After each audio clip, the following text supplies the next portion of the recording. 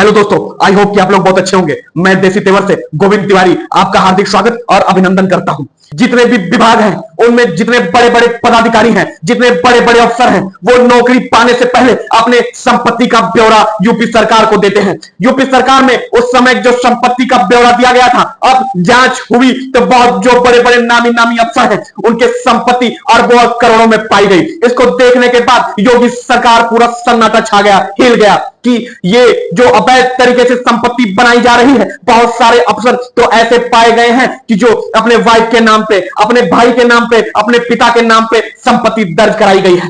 ऐसे संपत्ति को यूपी सरकार अपने नजर में ले लिया है और योगी सरकार ने बहुत बड़ा ऐलान कर दिया है। उन्होंने कहा कि मैं प्रशासन से लिस्ट निकालूंगा कि जितने भी बड़े बड़े अफसर हैं उन्होंने ब्यौरा संपत्ति का क्या दिया है, और अगर उनसे थोड़ा मोड़ा अगर अधिक आता है तो कोई बात नहीं, उनके सैलरी से उनके संपत्ति का जांच किया जाएगा, तुलना किया जाएगा। अगर उससे अगर ज्यादा आता है तब उनके पर तुरंत कार्रवाई किया जाएगा, क्योंकि अवैध संपत्ति, ये जो करोड़ों और अरबों में संपत्ति बनाई गई है, ये गरीबों को दबाकर और रुलाकर बनाई गई है। और मैं प्रशासनिक सारे अधिकारी और जितने भी विभाग के पदाधिकारी हैं जो अवैध तरीके से पैसा कमाने का धंधा बना चुके हैं, मैं उनको चेतावनी देता हूं कि खबरदार, अब खबरदार हो जाएं और अपने जो सटीक ब्यौरा है उसको ला के दे। तो भी अगर योगी सरकार उसमें कुछ किफायत कर सकती है, अगर योगी सरकार अगर जांच पे उतर आई तो अफसरों को बहुत सारी प्रॉब्लम झेलनी पड़ सकती है, अपनी नौकरी से भी हाथ धोनी पड़ सकती है उनको और अपनी संपत्ति से। इसलिए मैं कहना चाहता हूं कि मैं ये जांच कमेटी बैठाने जा रहा हूं और ये जांच कमेटी उन अफसरों पे, आला अधिकारियों पे होगा जो संपत्ति जिस करोड़ों और अरबों में बनाए गए हैं, उनकी सैलरी पहले जांची जाएगी, परखी जाएगी कि कितना उनके ऊपर लोन है, किस लोन से क्या खरीदा है और कितना सैलरी मिलती है और उससे कितना संपत्ति उन्होंने अर्जित किया है। कौन किसके पास कम सर्विस में भी ज्यादा प्रॉपर्टी बन गई है, इसको भी देखा जाएगा और इसको भी नजर दिया जाएगा। और सरकार चाहती है कि ये जितने गरीब तबकों को दबा के, रुला के ये संपत्ति बनाई गई है, मैं ये चेतावनी देता हूं सभी आलाधिकारी को कि ये अभी भी सुधर जाए, क्योंकि योगी सरकार की अभी नजर अफसरों पे नहीं थी, आला अधिकारियों पे नहीं थी, अभी तो माफियों पे थी और जितने वर्चस्वधारी व्यक्ति थे, जो अवैध कब्जाधारी थे, उन पे थी। पर अब जो बड़े बड़े आला अधिकारी हैं उन पे नजर आ गई है। और मैं ये जानना चाहता हूं कि जितने भी यूपी के आला अधिकारी हैं उनकी संपत्ति क्या है, कितनी संपत्ति बनाई गई है और किस प्रकार से बनाई गई है। अगर किसी का भी अवैध संपत्ति मिला, किसी का अपने आय से ज्यादा संपत्ति मिला, तो उसके बाद उन पर तुरंत कार्रवाई कर दिया जाएगा, उनको सस्पेंड कर दिया जाएगा और उस संपत्ति को सरकार जब्त कर लेगी। ये कहने के बाद पूरे जितने आला अधिकारी उसमें हलचल मच गया है। एक बहुत बड़े आला अधिकारी ने कहा योगी सरकार को सिर्फ अफसर ही दिखाई दे रहे हैं, मंत्रिमंडल में जितने मंत्री हैं, विधायक है, सांसद है, वो नहीं दिखाई दे रहे हैं। उनके इतने करोड़ों करोड़ों की संपत्तियां हैं, इतने करोड़ों के अवैध कार्य कर रहे हैं, अवैध तरीके से पैसा अर्जित कर रहे हैं, उन पर नजर योगी सरकार की कब पड़ेगी?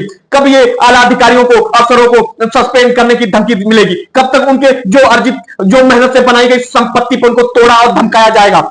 जितने ईमानदार अफसर हैं वो भी इस चीज का शिकार होंगे। जो अपने सालों के पूंजी से जो छोटी मोटी संपत्ति बनाते हैं उनको भी करार दे दिया जाएगा कि ये संपत्ति जो है अवैध है, ये नंबर 2 के कमाई से संपत्ति बनाई गई है। और इस वजह से हो सकता है कि दैनिक स्थिति इतनी खराब हो जाए कि जितने आला अधिकारी हैं या तो नौकरी छोड़ देंगे या तो खुदकुशी कर लेंगे। ऐसा यूपी सरकार अगर करेगी तो बहुत त्राही त्राही मच जाएगा और आने वाला जो ये उपचुनाव है उसमें निर्णय कुछ और दिखाई देगा, क्योंकि जितने भी प्रशासनिक अधिकारी हैं, जितने भी आला अधिकारी हैं, जो योगी सरकार में काम करना पसंद करते हैं और जब के ऊपर जब बुलडोजर जैसी धमकी चलेगी, उन्हीं के ऊपर जब सरकार का तलवार लटकेगा तो वो कहां जाएंगे? फिर वो समाजवादी पार्टी या कांग्रेस पार्टी में भागेंगे और इससे भारतीय जनता पार्टी को बहुत बड़ा नुकसान का सामना करना पड़ सकता है। इसलिए मैं योगी सरकार से आग्रह करता हूं कि ऐसा करने से पहले विचार विमर्श कर ले, वरना आने वाला समय उनको धिक्कारेगा और जितना आला अधिकारी है वो उनके ही टच में, उनके ही आदेशों का पालन करते हैं और उनके ही आदेशों से जो कुछ होता है वो यूपी सरकार ही कराती है। हम लोग अपने आदेश और अपने निर्णय का कभी गरीब तबकों पर बोझ नहीं बनाया और किसी तरीके से किसी को दबाया नहीं गया। ईमानदारी से हम लोगों ने जॉब किया है,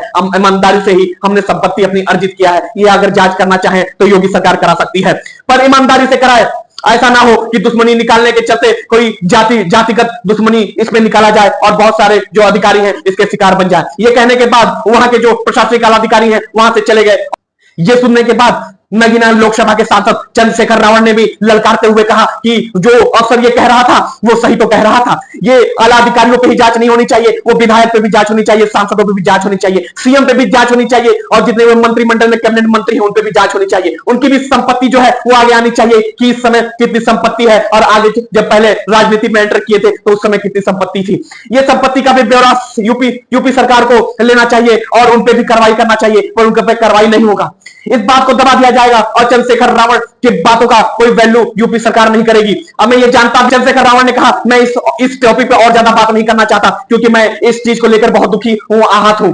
और इतना कहने के बाद चंद्रशेखर रावण अपने क्षेत्र की तरफ चल दिए। और ऐसे ही वीडियो को देखने के लिए चैनल को लाइक करें, शेयर करें, सब्सक्राइब करें। मैं मिलता हूं अगले ब्लॉग में, तब तक के लिए जय हिंद, जय भारत।